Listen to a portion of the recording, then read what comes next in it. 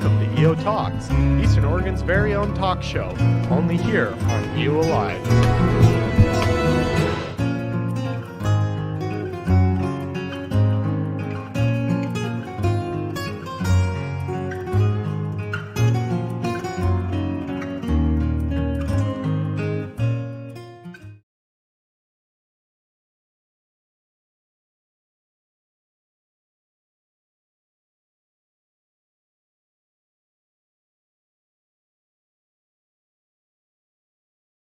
Go. Hey, Eastern Oregon, I'm Brent Clapp. Thank you for joining us tonight for this LHS in-person learning town hall.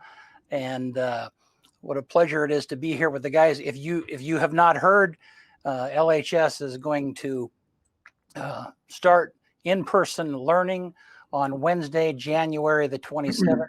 And the purpose of this meeting is to talk about what that's going to look like and how that's going to work. And this is an interactive conversation. So if you have questions, you can post those in the Facebook comments, or you also can send an email to the email that is below. And so thanks so much for joining us. And I'm joined by great group of guys. And on this evening, I know you guys are excited about us having your students back. Brett Baxter is the LHS principal. Eric Freeman is the assistant principal. The athletic director, Darren Goodman, and from the LeGrand School District, the education director is Scott Carpenter. So, yeah. So are you guys excited about this? We are. I think you could say we've been working towards it for a long time, but after being, sort of closed down almost a year ago, back in March, we're finally seeing the light at the end of the tunnel to have kids back in the buildings, and it's wonderful. Good. Well, take it away, Brett. Kind of lead us through this conversation. All right. Thanks, Brent, for having us. Appreciate all those who are tuning in on whatever platform you're accessing, and appreciate all the support and the encouragement that's been going on the last several months. Obviously, you've heard it a million times, we're in unprecedented times, but the truth of the matter is we're finally able to, because of metrics and guidelines and restrictions and requirements that ODE has put upon us, to get to this point and be able to bring back our students. As you know, younger students have been back for a while, and so tonight we're going to talk about the things that LHS has in place and probably some of the hot topic questions you have need of getting information on. And so tonight, I wanted to start out by thanking the gentlemen that are here. This has taken a lot of planning and effort, and I think if you look at the efforts that started clear back in the spring of last year and went through the summer and into the fall, we've had significant changes. Every time we make a plan, situation changes and we throw that plan away and go to the next one, or adapt and move on to the next. So it's important to know that we've adapted to all of the changing requirements from Oregon Department of Education, and we'll continue to do that in order to keep kids and staff safe and to provide the best we can for kids. I wanted to talk a little bit as we get started tonight about why students need to be back in the buildings, why they need to be back in person. And I can talk about the academics and the support they need there. We know that numbers of students who are not being successful in a comprehensive distance learning model has gone up significantly than what we normally see through the school year, through the first semester. And it is quite a bit harder to support students, even in different ways, to achieve the same outcomes. But for me, it's yes, it's about academics. I feel like that's what we're trained for. That's what our facilities are made for. That's what all our systems revolve around across the United States. And so we feel like that's our best shot at giving the best outcomes for our students and our community. But I really believe that we're in a situation where kids have different levels of support at home. They could have two working parents and nobody's there to either cajole them into doing the work or to support them in the academics. It could be any variety of situation where they have less than ideal support, and that's the role the school plays each weekday. What's more important to me, though, I think, is the students' social and emotional health and their mental health. Really, we're hearing reports nationwide and certainly in Oregon of an uptick in suicidality and cries for help in a lot of different forums. And so we recognize this, we understand, and a big part of the routines, the normalcy, and the supports that high school students have is found in the high school setting, not at a distance. Obviously, we want to keep kids on track for graduation, and that's a difficult enough task as it is, but we recognize the need to keep kids on a trajectory for meeting those requirements of the state. We want them to have activities that they have access to on campus with their peers. And I think the career prep is not talked about a lot, but as kids access different electives and CTE classes and other hands-on learning, those are the things that they're really missing out on when you're in a distance ed model. And not everyone is on a university trajectory, and they are going to, access post-secondary training for whatever career they want to pursue. And we can help them find those interests. We can help them develop those interests and skills. And I think those are a few of the reasons why it's so critical that we get kids back in our buildings. I can tell you from the start, the staff misses them. I have too many times walked down an empty hallway and just realized we're not fulfilling our purpose like we can. And we need the kids here to be able to do that. And so with that, we're going to talk about, like I said, several things tonight. Any questions yet, Brent, that you feel like addressed? No, nothing yet. And again, I would encourage folks to post those questions. And so Brett, what's this going to look like practically? How is this going to work? Great question. So I'm going to share a couple of slides, and we'll get into some detail about that. Really, what you're going to see here is a daily schedule and the more global details or reasons for that. But so what we'll have is half of the students on our campus every day. So we will have students in the buildings every day, but the A cohort, which is that's the students with last names starting with A through K, they'll be here on day 1, and then day 2, it's the B cohort, and that is last names L through Z. There are a lot of reasons for that, but essentially that's what this outlines. So by 5 days of direct instruction, we're talking about we will have direct instruction happening every day of the week, other than those scheduled holidays or work days. We'll have students arriving at various entrances around the school, and that will start at 9 o'clock. The first class is at 9 o'clock. So students will access periods 1 through 4 for 2 weeks.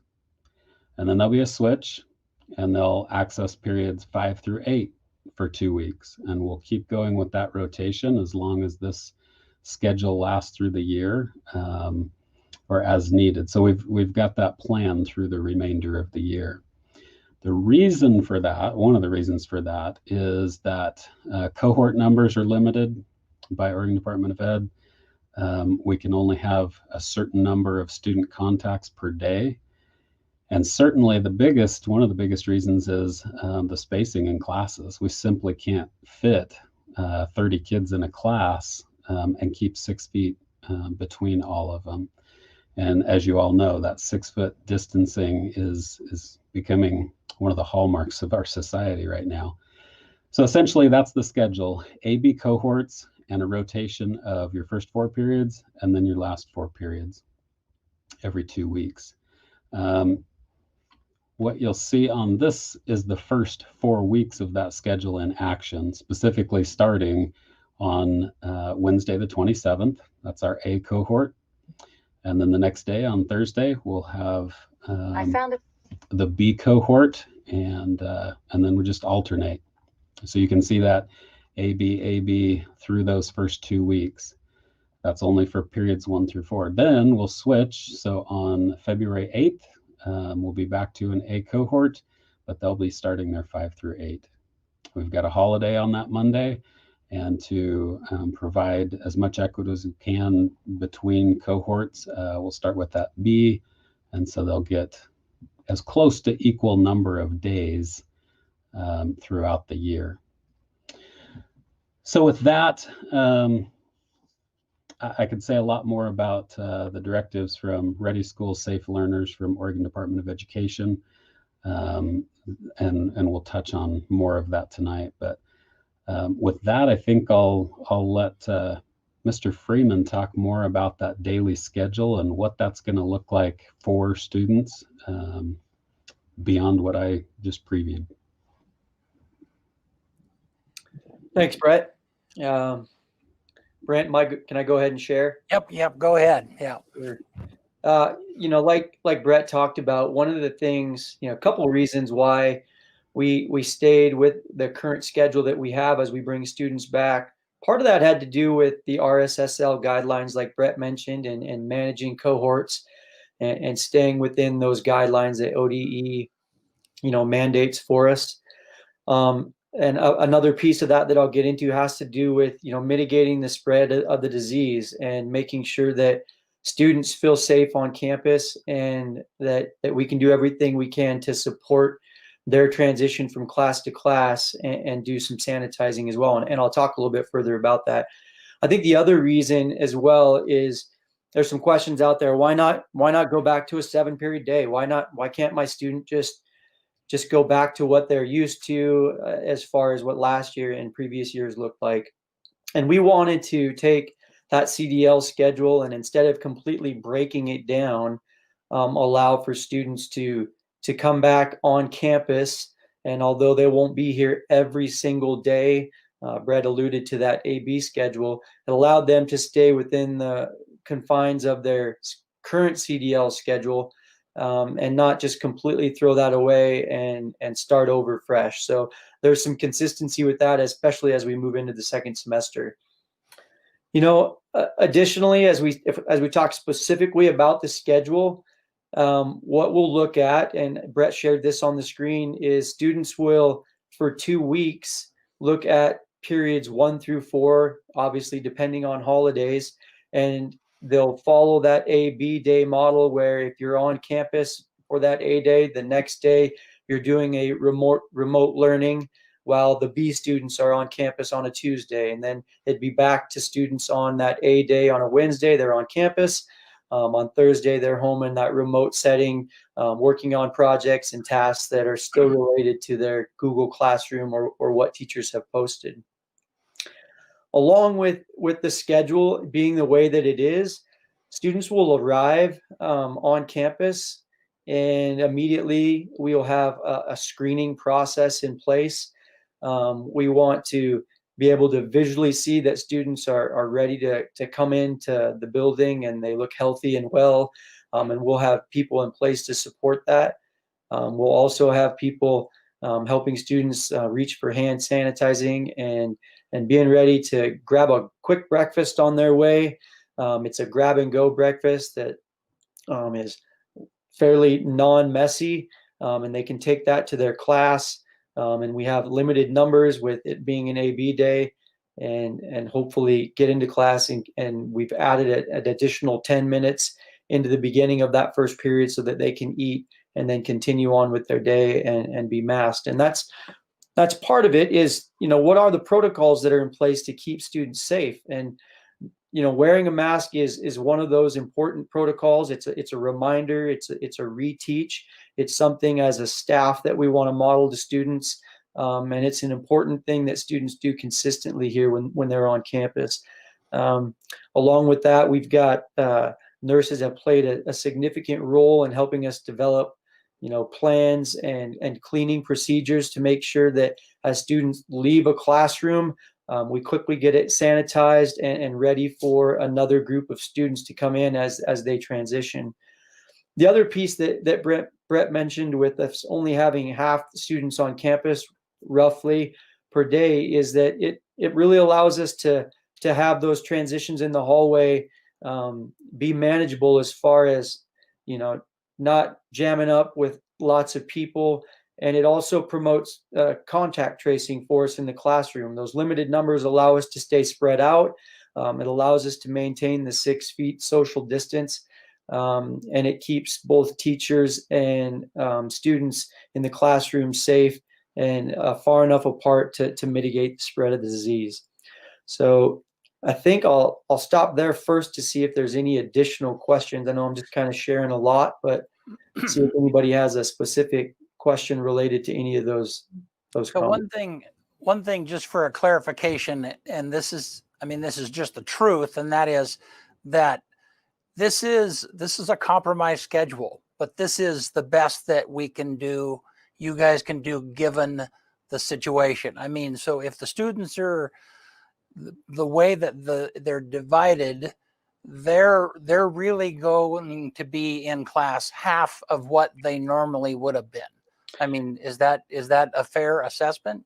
It is. And so when you take a look at this, as I talk a little bit more specific about the schedule, they're going to have those periods 1 through 4 for basically 2 weeks. And it's roughly an hour long for each class when you have that 5-minute transition period. So if you start at 9 o'clock and you have build in that 10 minutes for breakfast, that first class ends at 10:10. Next class starts at 10:15, goes to 11:15. That continues through 4th period, where we dismissed students at 1:25. They're able to pick up a lunch. It's a grab and go lunch situation. They can move to off campus if they're riding the bus. They can eat their lunch outside at the bus stop if they're waiting in that particular case, or students that are just ready to either walk home or get in their vehicle because they've driven to school. They can leave and take off and be out of the building. And that was another way that we would consider mitigating the spread, rather than feeding all students in a similar or enclosed area like the Commons, which is traditionally where students would have eaten. And the other piece, Brent, to answer your question, is we would shift then to the following week would be classes 5 through 8. So they'll get the second half of their schedule for that 2-week period, where they focus specifically on periods 5, 6, 7, and 8. And like you're saying, they're essentially only here half the time because students are only on campus half the time, being that every other day they're in a remote learning where they're home. Okay. And when I was looking at the schedule earlier, it was the A group is on Monday, Wednesday, and Friday of 1 week. And then the next week, that A group is on Tuesdays and Thursdays, if I'm remembering right. It is, but the calendar can change. And with holidays and days off, we'll have to make sure that parents key in on the calendars that we post on the website, because it doesn't always work out that a Monday and a Wednesday and a Friday is an A day, and then the following week is the opposite. We'll have to pay attention to the schedule. But that is essentially the breakdown of what it looks like, depending on days. Okay. And a couple of questions that they were asking, and I think I know the answer to this. So is this the plan for the foreseeable future, is to stay on this A-B schedule? So because things are ever changing, as we know, and we've consistently planned for a return throughout the year. I mean, we planned for a return, Brent, in October and even in November and December as well. So for right now, it's what we have in place. but it doesn't mean that we couldn't perhaps look at a change for fourth quarter, but it's what we have in place for the rest of the year, given the circumstances. I hope that answers that question for people. Yeah. One of the questions that we're seeing is, what about freshmen who have never been, how are you going to help them be familiar? Can they do a pre-tour? I don't know, maybe talk about that a little bit if you would. And again, if I ask a question that you need to pitch to someone else, just let me know. Yeah. Well, I might let Brett chip in on this a little bit, but I know I can share one thing. We're working with our leadership kids and our Tiger ambassadors. And when they are not scheduled to be in class on their A day, when they're in a remote learning sense, we're actually going to utilize those students. And it's a significant number of older students that are our leadership and Tiger ambassador students. They're going to help transition those freshmen to appropriate places, giving them tours and supporting them, helping them get to know the building, get to know their schedule and feel comfortable. That's really the role of our leadership and our Tiger ambassadors. And that's an excellent question. I'll let Brett tackle that as well.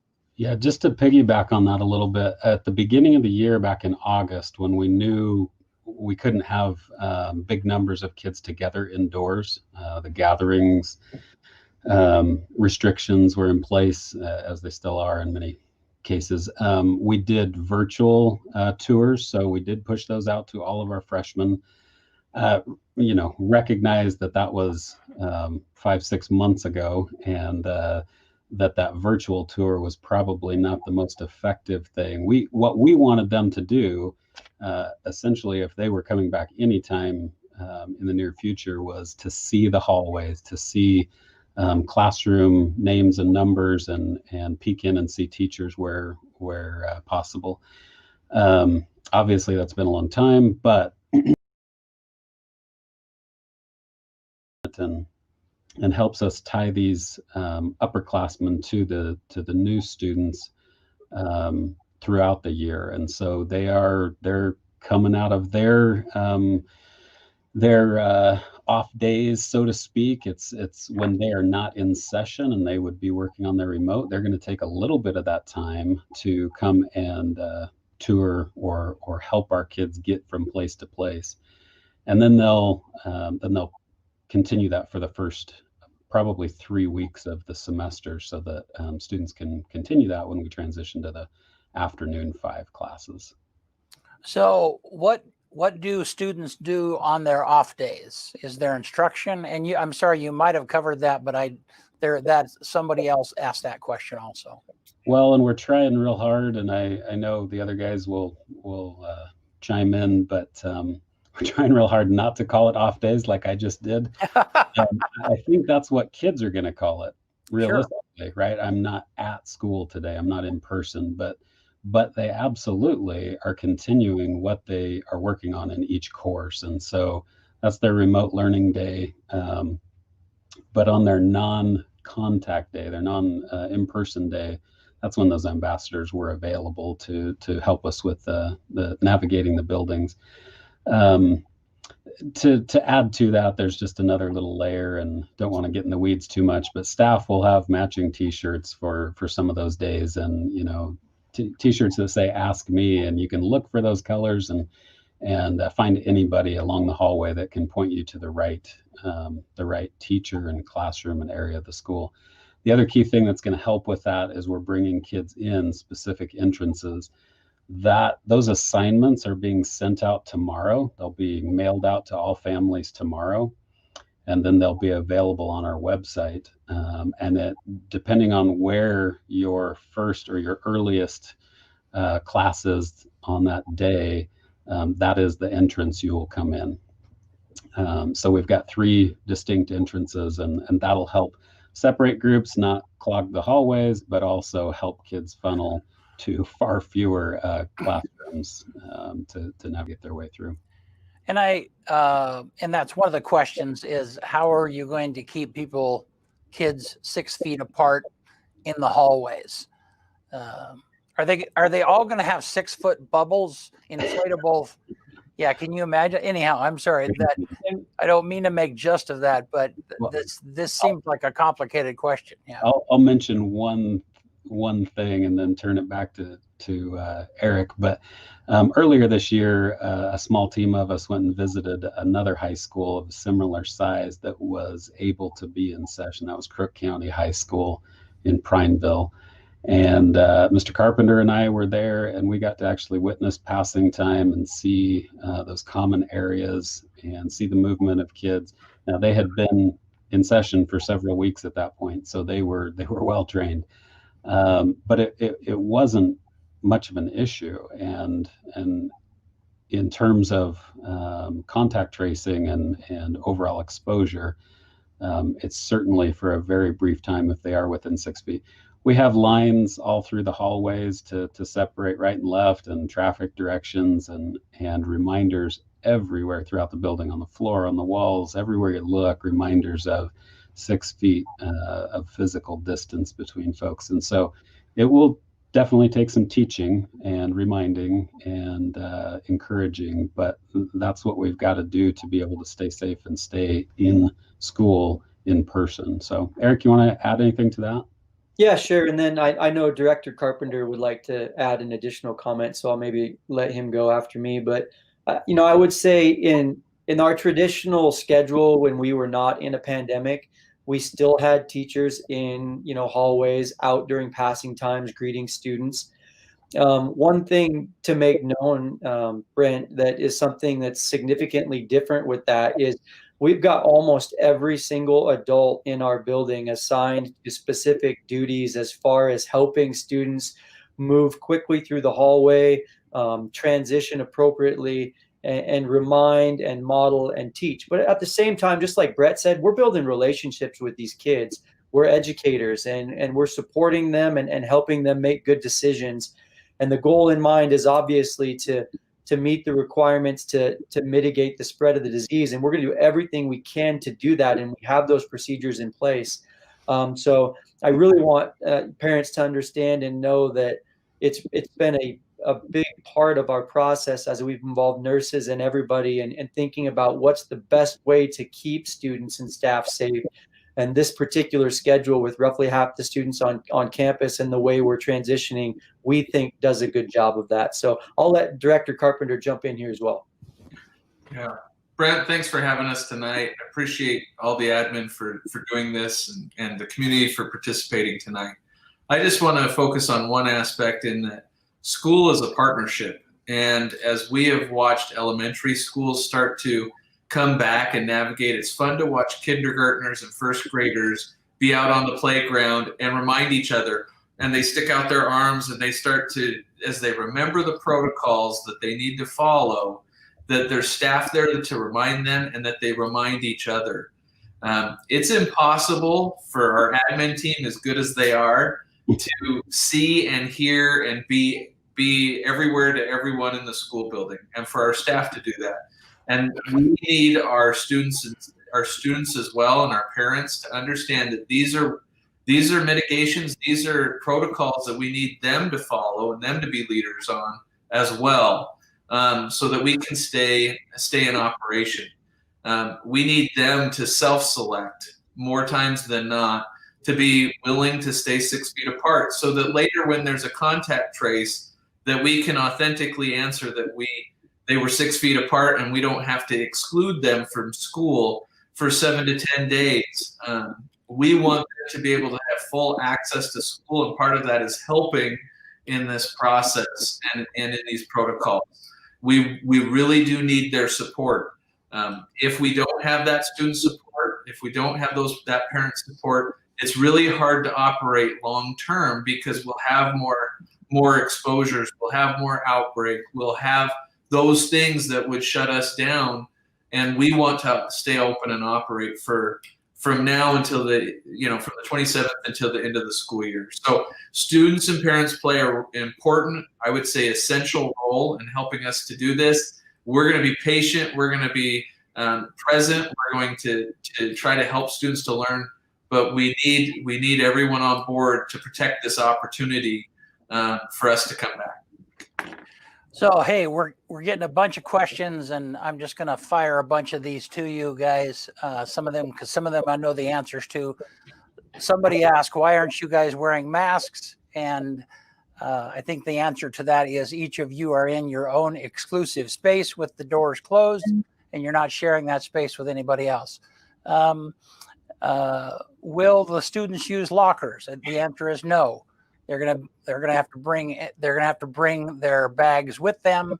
So I would imagine everything they need, they're going to take to school and take home every day. Is that? And I can be brief to answer that question a little further, Brent. And that's just that we are going to ask that students house things in a backpack. We're going to give some specifics about materials as far as what teachers want, and they can be specific about that. But it has to be housed within a backpack. And that's going to go as far as requiring students to bring Chromebooks with them to school. We're really web-based in a lot of what we do, with Google Classroom being a big piece of how we've educated students this year. So even though not every teacher will utilize that during the day, it's still a big piece of how we're educating students from now until we're done in June with this particular school year. And I'm not getting much to add to that. Yeah, probably just important too, just to remind that you're going to only have half of your school or half of your classes each day. And so it shouldn't be like you're lugging 7 or 8 textbooks around. There should be minimal classroom supplies, right, for writing and taking notes, and your Chromebook and any textbooks that are needed. So breakfasts and lunches, are they going to be free? Seems like I read somewhere in the stuff, and all of this information, we posted a link. All of this information is going to be provided for you in detail. You have the opportunity to look at that. But I think I saw somewhere that if you're not going to eat lunch, you can't hang around. And so I would imagine that's kind of a theme, that there's not going to really be an opportunity for kids to hang around. Because, but somebody talk about lunches. Yeah, lunches and breakfast. We're in a situation with our district right now, and Scott could maybe talk about the whys, but qualified in our current situation to be able to provide meals for all of our students. They don't have to punch in their number. They don't have to scan their card. There's no cost. Simply any student can grab a meal at breakfast and or lunch. So that's a real benefit, and we know that some really rely on that. So it's important to us to be able to provide that. Good. What about the special needs kids, and what about the special health needs kids? Do you guys have anything you want to throw in on that? I would just say, to start with, all of the programs that we're able to offer that support students with any needs, and that includes English language learners and students with disabilities and students with tag plans. Any needs like that are going to continue to be addressed and done to the best of our ability in our schedule. So Mr. Carpenter might be able to talk a little more about some expanded programming that we're pursuing as a district, but certainly student support will be a hallmark of this, because we know that it's been a tough road to hoe thus far. I'll mention 2 or 3 things. We've got a Pride Lab that we've expanded and we'll re-implement once we're back in person. And that is a study lab for all core, well, really any subject, but all core subjects right after school. And we'll have more details about that. We've always provided a math lab. Those are Monday evenings typically, but one-on-one support for all levels of math. And those are key elements of support that will continue for all students. We have many situations of push-in and co-taught classes where students are provided the best support for their particular needs or their individual plans. Anything to add to that, Scott? I would just say that case managers in our services program have been meeting with families, those students who may be considered medically fragile or have physical limitations that would preclude them from being safe in this environment, have been met with and talked with. or at least that's my understanding from Director Braden, and that plans have been made specific to their needs. I would also say that on a district level, on December 31st, there was a new update to the Ready School Safe Learner Guidance, and that as school districts engage in coming back to school maybe a little bit earlier before the health matrix says that it's in the green zone, or that on-site services should be fully implemented. If they came in the yellow or the gold zone, that districts are required to provide additional opportunities or options for students. We are currently working on expanded options of extending CDL services to families who may not feel safe coming back to the building. We have LeGrand Virtual Learning Academy, and over the last 4 months, I've developed additional online options, as well as a new program called HomeLink that is a paper-based curriculum, because we've heard loud and clear from some families that being on screen or being on an online platform for hours per day is not what they enjoy. And so we've been working to expand lots of options. There'll be more information that comes out next week as we finalize those options and communicate with our staff. But we recognize that while I would say, in my years, through my lens, I would say the majority of families want a return to on-site services. There are those that are nervous. I'll just say nervous or anxious about that return. It may feel too soon for them, and so we're working really hard to provide alternative options for them. Thank you, guys. So a number of questions, about one of them is buses. Are buses going to be available? Somebody want to talk about that? Go ahead, Scott. I can go to that. So part of the reason for the schedule the way it is that we have, as a district, established separate busing for elementary and then for secondary students. So our elementary program runs from 8 to 1, and then those buses that drop off elementary students at 8 o'clock turn around, they're sanitized, and then they will pick up secondary students at 9 a.m. or they will have them delivered to they'll run their route and deliver students to campus at about 8:50. And then after they drop off elementary students in the afternoon, they'll swing back around and pick up secondary students at 2 o'clock and be able to get them home. So yes, we're providing busing, and yes, we are also trying to stagger that so that we can provide the safest environment for our students and families in this COVID environment. So I have a couple of questions about Chromebooks and laptops, personal Chromebooks, and how to navigate that. Would you suggest, if people have those kind of questions, who should they reach out to and contact about those individual questions? One of the first conversations I would encourage them to have, especially as they have year-long classes that are going to continue with the same teacher in second semester, would be have a conversation with those teachers. How much are we going to use the Chromebooks? Are we going to need those daily? So that they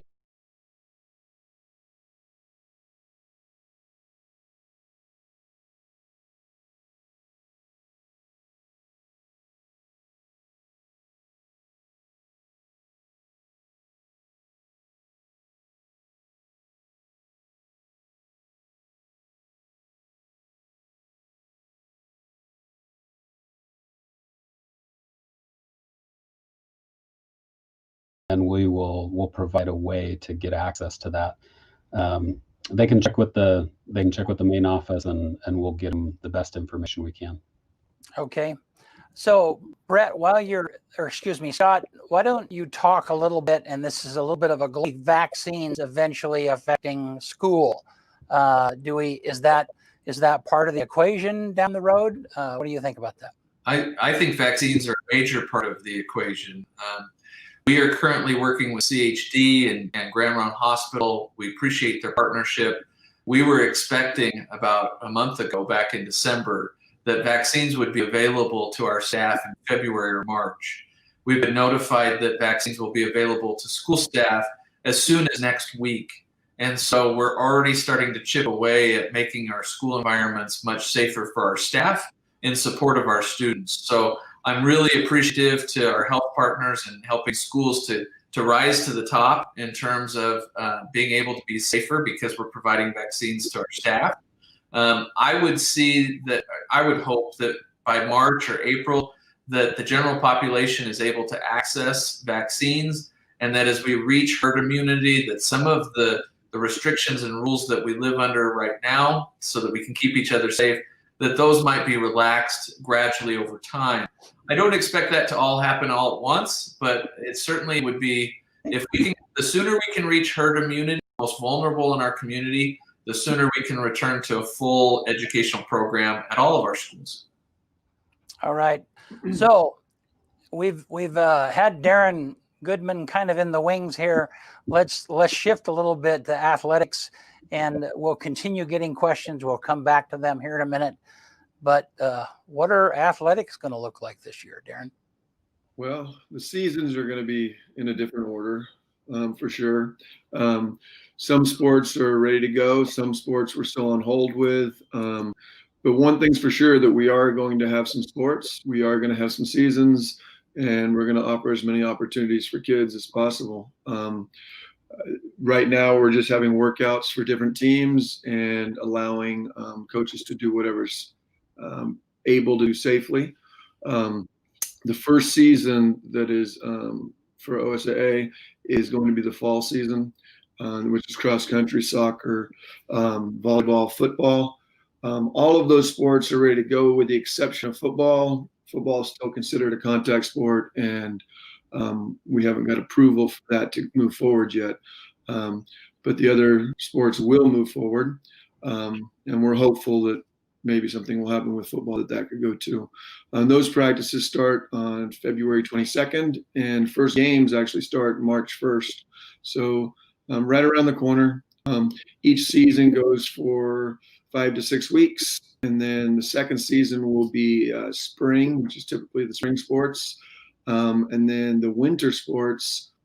They pushed all the way back to the end of the year, May, June, to give those sports a better chance to happen, basically, because they're wrestling, basketball, and they're considered contact sports still. And right now, if we started with those, we wouldn't be able to do any of them. So we're hopeful that we're going to have some full seasons. We're at least going to have some partial seasons, as far as, not all sports maybe right now, but it's going to be fun to see the kids back out there and interacting with their teammates and their coaches, and we've got schedules built. I have schedules. I have not put any schedules out on the internet yet, because I have to meet with the college and make sure that facilities are available and work out our different times and stuff, so that we're not changing them 15 times. But we will have schedules out probably mid next week for the public. So roughly, when will games start? Do you have any idea? March 1st. Okay. March 1st is the first official date. We can do spring sports. April 12th is the first games date for the spring sports, and May 17th is the first date for the winter sports, which typically are winter sports, but aren't going to be winter sports this year. They're summer sports now, I guess. Okay. And all of you, I want to encourage you to go back through the comments. There's a ton of them. It gives you an opportunity to address them personally. And some people feel like I'm editing comments, and this is your opportunity to talk to them directly, and which is by far better than anything. I don't want to be in that position. I'm just trying to keep things moving along here. So Brett, you talk to us about the AP dual credit situation. Right. So we recognize that at the beginning of the year, being in CDL, all of our instructors that teach AP or dual credit courses had to contact the colleges and universities that they articulate the curriculum with, and had to get approval that we were going to still be able to offer at least some of the credits associated with those classes. And we are continuing with that. Obviously, there's been a major restriction of how much material or the breadth of the subject areas that we can cover and present to students. Certainly for AP exams, last spring they cut their exams down to a 45-minute exam and greatly reduced the task there for the assessment. In our current situation, we've still got teachers communicating again, our schedule is changing, here's our situation. And our college partners have been really flexible. And so we are doing everything we can to garner as much college credit as we can and prepare students as well as we can for the AP exams that usually take place in May. So want to encourage those students to continue and do what they can. Those teachers will be communicating exactly what the requirements will be, both for the college credit and the high school credit. And those are, in most cases, two very different things in terms of the requirements.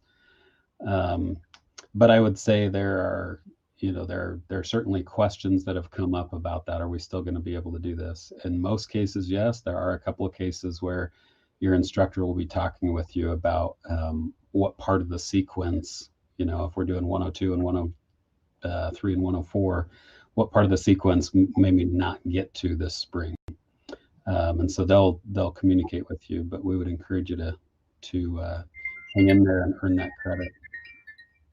I know, Brent, we were trying to wrap up by 6:45. I know we've got folks with other commitments, but if there are a couple more questions, I think we can finish up.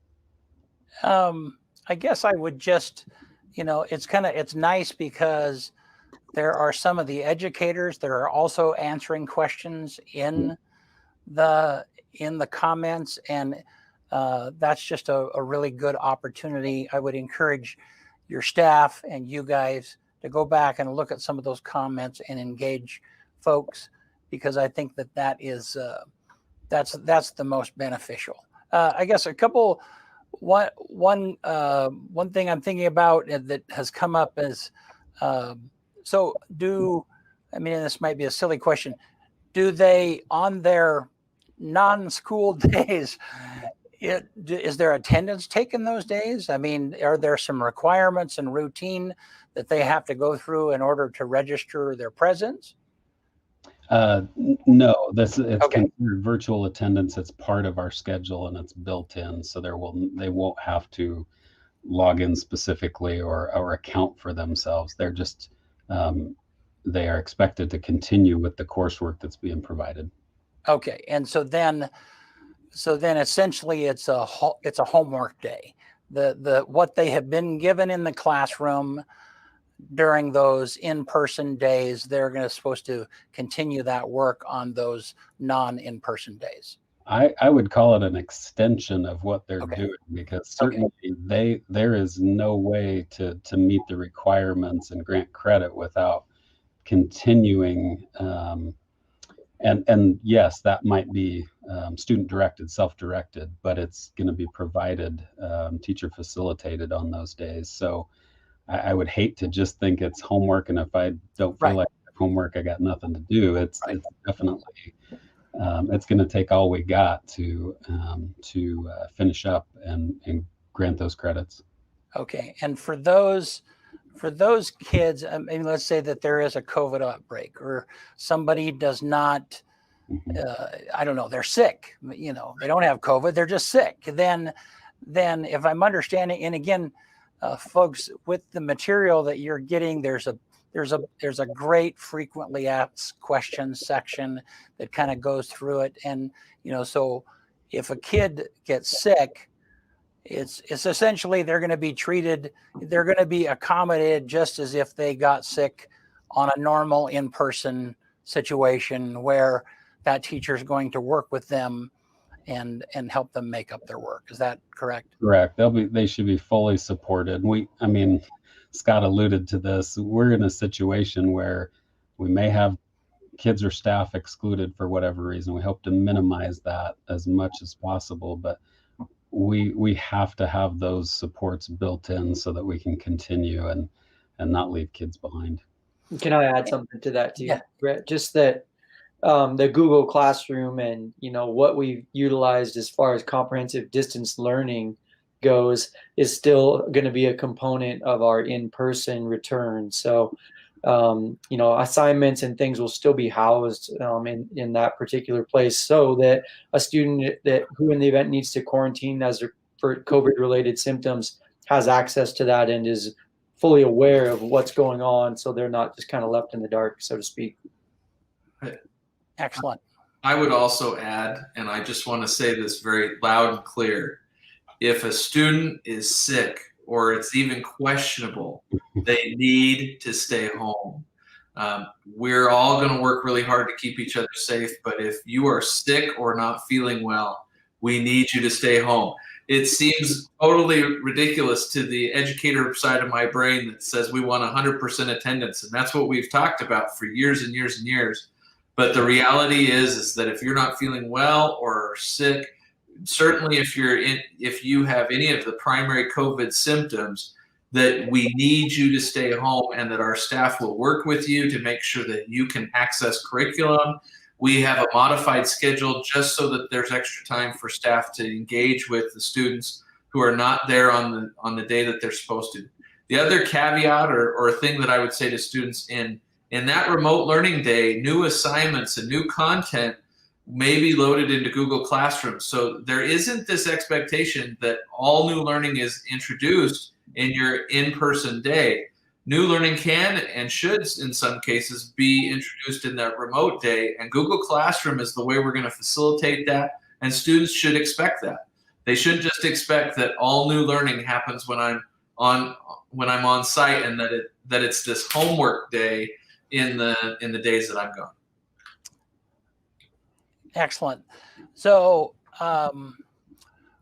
one thing is there going to be a screening process. Appreciate you mentioning that, Scott. Are going to be temperatures taken when kids come in? I don't know. Talk a little bit about that process. Eric mentioned it a little bit earlier, but every day there's a visual screening that happens of all students entering campus. So there'll be staff assigned to each entrance, and I'll leave it to Eric to describe it more, but because he's organized it. But there'll be staff at every entrance to visually screen. That's the requirement in RSS, in our Ready School Safe Learners. And that if any student appears to be sick or presents symptoms, that we would immediately visit with that student, start to do a temperature check and some other protocols to make sure that they don't get to class and then put others at risk. So Eric, do you want to fill in on that? I mean, I think, in general, that pretty much touches on it. We've got the initial screening process is the visual screen without taking the temperature, followed by, as soon as they enter the building, there's somebody for one of the three designated entrances that we have. There's somebody there to make sure the students hand sanitize and move forward. And given the number of adults that we have in different places, and as I mentioned before, we've assigned adults in designated areas around a campus throughout those entrances to help students continue to move forward and right to their class, so that we're not having any congestion in the hallways. And that's, one of the safest ways we feel like we can mitigate the spread is to make sure students get quickly where they're supposed to be and we don't have students lingering about the building. So what about if someone is just like, hey, I'm not comfortable at this point, let my kid come to school? What alternative is there for them? That's a great question. It's one of the questions that is addressed a couple of different ways in our FAQ document, which will be, just to remind folks, it'll be on our high school website under For Parents and our in-person learning information page. So The short answer is there are options. So as Mr. Carpenter talked about, we have our LeGrand Virtual Learning Academy, which is, again, for those families who just are not comfortable and they for the foreseeable future or the remainder of the year, it's very much like at the beginning of the year when we ask parents to make a choice. Are you going to be with us in hybrid in the case that we get back to in-person instruction, or are you going to choose strictly online? And so we're kind of at that crossroads again where people need to make a choice if they're just simply not comfortable. However, there are supports, as have been talked about, to continue for a student who either temporarily or in some cases maybe for a specific class just simply can't attend due to risk factors or other things. So I want families to know and hear loud and clear that you have options, and we need to hear what your concerns are so we can talk about what those supports and options are for you, and how we can get the best outcome for each student. Brent, before you move Yes. on, I just to the public that may have wanted a more specific answer from Principal Baxter, I want to reiterate that we as a district are currently working with our unions and our staff to develop those new programs or interventions or ways that we can network with students that are nervous about coming on site. It's not that we're not trying to be clear. Those should be released within the next couple of days and give families additional options to remain in their LHS classes and get the support that they need from teachers in meaningful ways, both through live synchronous learning and asynchronously, but we're still finalizing those. And so just wanted to let families know that. Awesome. The last thing I'd say, Brent, is we'll continue to update the FAQ page. I know we're sending it out to parents along with the schedule and a letter from Mr. Baxter. That may have actually gone out today, but we'll continue to kind of update some of these good questions and put those on that document on our website so that somebody can frequent it or visit it and check to see if there's any new information. Good. And to the public, I just, there's a lot of the part of the conversation which has been happening at the district level for, several months. And Scott, you and Superintendent Mendoza and the school board and all of it have been wrestling with, what are you guys doing? Why are you even considering this? And on the same hand, you have parents that are like, why didn't you do this in the fall? So you guys are kind of in a no-win situation. And I don't know. We'll talk about that a little bit.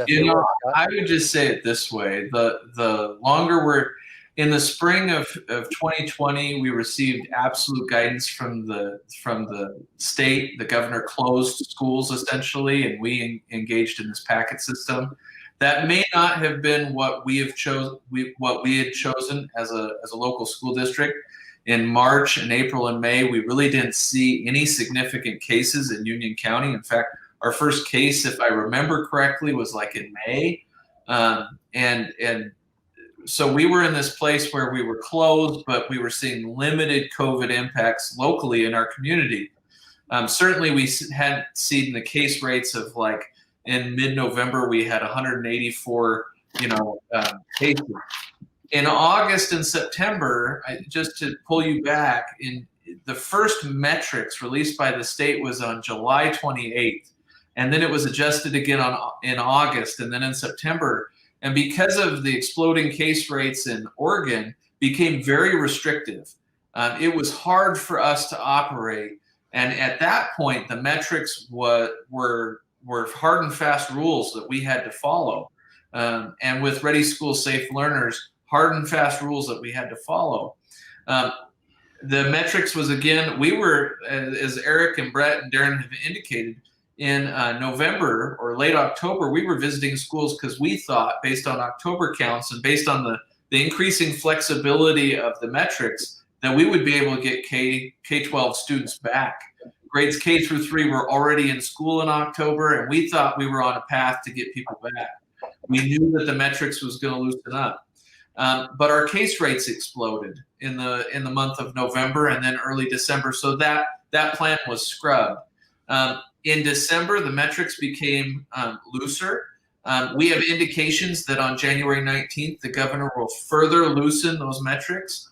And as a result, LeGrand will not be what we consider sort of the red zone or needing to operate in comprehensive distance learning, so that we can move forward with our plans to do in-person instruction. Just to let the community know, we, Superintendent Mendoza, over and over again has tirelessly worked with the governor's office, with ODE, with our local public health officials, with Union County officials, city officials, Grand Ronde Hospital. Every week he's meeting with those folks, and it really comes down to what's the guidance from the state, what's the community spread, what's the spread in our schools, how is it impacting our staff and our students, and then we make a decision about whether or not we operate. On December 31st, with the state metrics becoming guidance, again, Ready School Safe Learners is still the law. I have to assure that we're following these practices. But with the metrics becoming guidance and the metrics being adjusted, we think will happen on the 19th to further expand it, that we have to use a more of a community school-based approach in operating. I will tell you, every conversation that the superintendent is in, that he's shared with me and that I've sort of poked my head in on, the state is wanting schools to open. They're wanting kids to return back to class for the reasons that Principal Baxter mentioned at the beginning. Reports on child abuse across the state have declined 80%. So kids are more at risk. We have a greater mental health crisis than we've ever had. We have students that have stalled in their academic or physical progress. They haven't had access to sports or their peers to the degree that they had. There are a lot of reasons why schools should open. What we've seen in Embler or Elgin or Cove is that schools can operate effectively and be relatively safe. And we're going to mimic those things so that so LeGrand students can have the benefit. We recognize that some students are very excited to return and that they want to be with their peers. We recognize that some may be very nervous about this. They have grandparents or parents that are vulnerable or maybe at risk, or just nervous about the overall situation. And we have prepared programs and services for them so that they're not left behind. We really do want to support all learners. We've worked hard to do it.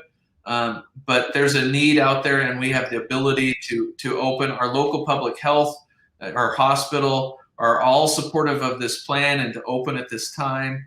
And again, I want to applaud the efforts of both the high school administration in preparing and the efforts of our board and our superintendent to work tirelessly to explore every option so that we can provide the best service to LeGrand students and our staff.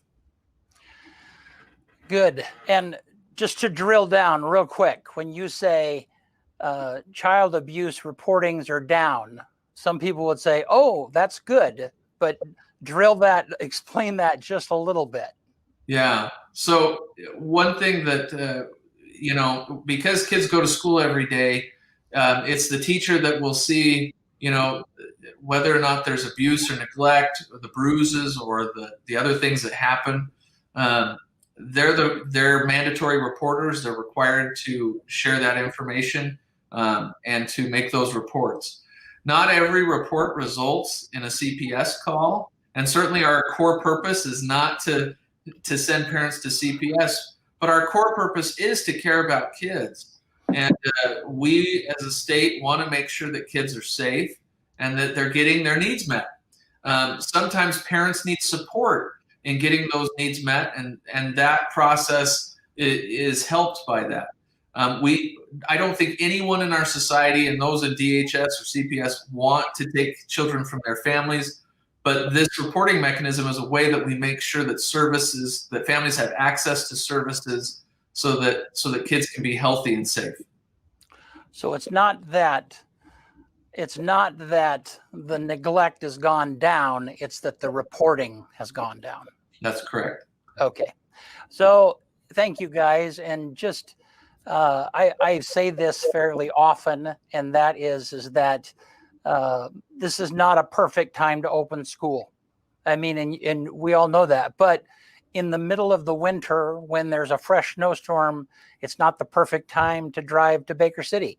And so, but we all in our lives mitigate risks, and we do what we can to push on.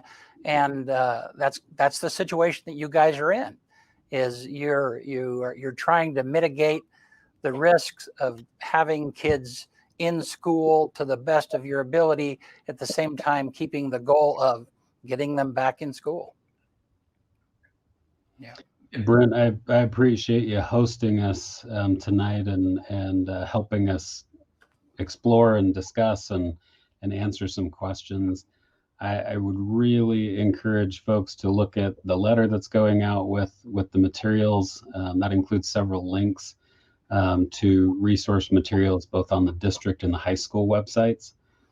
As I said, on the high school website, under For Parents in the menu, there's a specific page dedicated to this where we've got at least weekly videos. The frequently asked questions are there, and that's a living, breathing document. So as we gather more questions from some of these forums tonight, we'll definitely add those and get some answers to you. My message for families, I mean, essentially we have a week left of semester one. And as our ASB president so eloquently put it to our board just last night in their meeting, he said we've got to put aside all those procrastination techniques that we've perfected, and we've got to put all this together and get done and get the grades where they need to be and earn the credits. I would highly encourage parents and students, do whatever you can in the next week and a half to make sure that you finish strong and close up semester one well. And then we're just elated to have students back on campus and look forward to what we can do and all the opportunities they're going to have. So I'll leave it at that. Brent, you have any last questions? No, just thank you guys. Thank you guys for what you do. I know you work hard at it. I know at the very base level, you care about kids, you care about students learning, and I really appreciate it. Thank you, Eastern Oregon, for tuning in, and we'll see you next time. Thanks for having me.